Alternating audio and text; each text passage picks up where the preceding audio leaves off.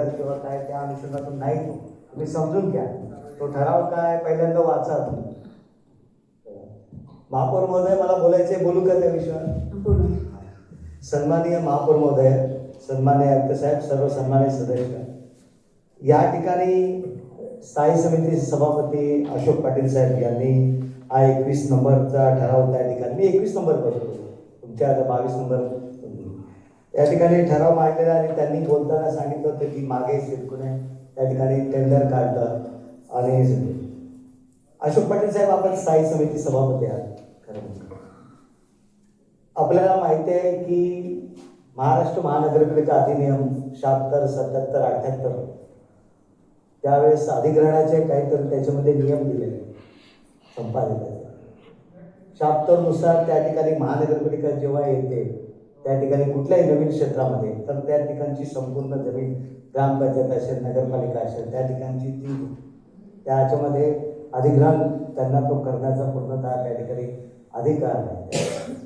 आणि इतर त्या ठिकाणच्या ज्या काही प्रॉपर्टीज आहेत त्या मालमत्ता, त्या कराराच्या अनुषंगाने या ठिकाणी एखादी मालमत्ता जर त्या ठिकाणी भूखंड, कुठल्याही प्रकारचा भूखंड अधिग्रहित करायचा असेल तर सन्माननीय त्या ठिकाणी आयुक्तांनी कशा प्रकारचा प्रस्ताव आपल्या स्थायी समितीसमोर आणायला पाहिजे होता. कारण एक मिनिट आणायला पाहिजे होता. तो आणून झाल्यानंतर जर त्या ठिकाणी स्थायी समितीनंतर तो सभागृहासमोर त्या ठिकाणी निर्देश देण्याकरता किंवा कार्यवाही करा अशा प्रकारे त्या ठिकाणी यायला पाहिजे होता. पण पहिली गोष्ट म्हणजे एकतर त्या भूखंडावर आपण सांगितलं की सिडकोचं टेंडर झालं, महानगरपालिकेने CC दिली, आणि याच्यानंतर आपण एखादी गोष्ट सांगतो की बिल्डिंग रेडी, बिल्डिंग त्या ठिकाणी तयार आहे, आणि त्यानंतर आपण सांगतो की एखादी मालमत्ता आपण अधिग्रहित करा.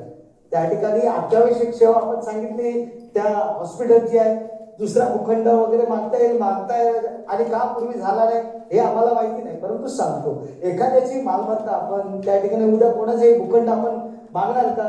नाही ना मागणार एखाद्या त्या ठिकाणी. त्यामुळे तो आपण स्थायी समिती, आपण त्या ठिकाणी स्थायी समिती सभापती म्हणून आयुक्तांकडून खुलासा त्या ठिकाणी घ्यायला पाहिजे होता की आपण का मागितलं नाही, आपण का त्या ठिकाणी प्रस्ताव सादर करत नाही. डायरेक्ट सभागृह समोर येण्यापेक्षा अगोदर स्थायी समितीला आपण घ्यायला पाहिजे होता. आजची उद्योगनगरी न्यूजला सबस्क्राईब, बेल आयकॉनला प्रेस करा, लाईक, कमेंट आणि शेअर करा.